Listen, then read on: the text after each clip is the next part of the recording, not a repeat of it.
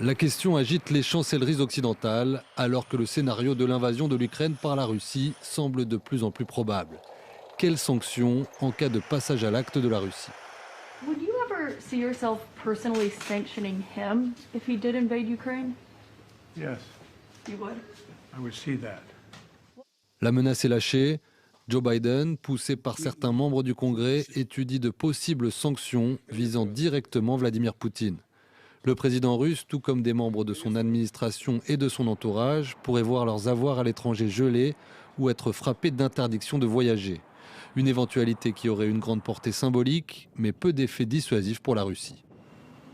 Autre option mise sur la table à Washington, l'interdiction d'exportation vers la Russie de produits américains, en particulier des circuits intégrés fabriqués pour la plupart par des firmes américaines.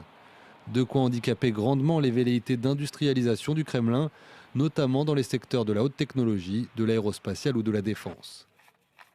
Troisième possibilité, celle de frapper la Russie directement au porte-monnaie, soit en imposant des sanctions à des banques et des institutions financières russes, comme c'est déjà le cas pour certaines d'entre elles depuis l'annexion de la Crimée en 2014, soit en excluant la Russie du réseau d'échanges internationaux SWIFT, sorte de messagerie instantanée qui relie la plupart des institutions financières dans le monde.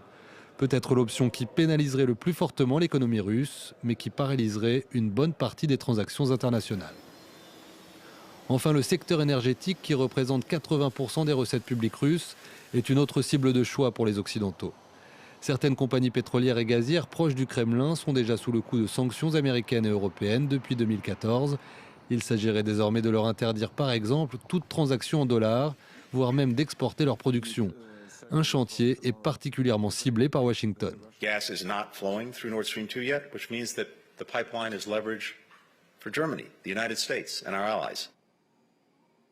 Mais la partie européenne, dont 40% des importations de gaz proviennent de Russie, est beaucoup plus réservée sur ce scénario. Nord Stream 2, toujours pas en fonction, divise surtout au sein du gouvernement allemand. Le gazoduc a pour ambition de doubler les quantités de gaz déjà transportées le long de la Baltique, de la Russie vers l'Allemagne. Tout ralentissement des arrivées d'hydrocarbures en Europe provoquerait immanquablement une crise énergétique importante.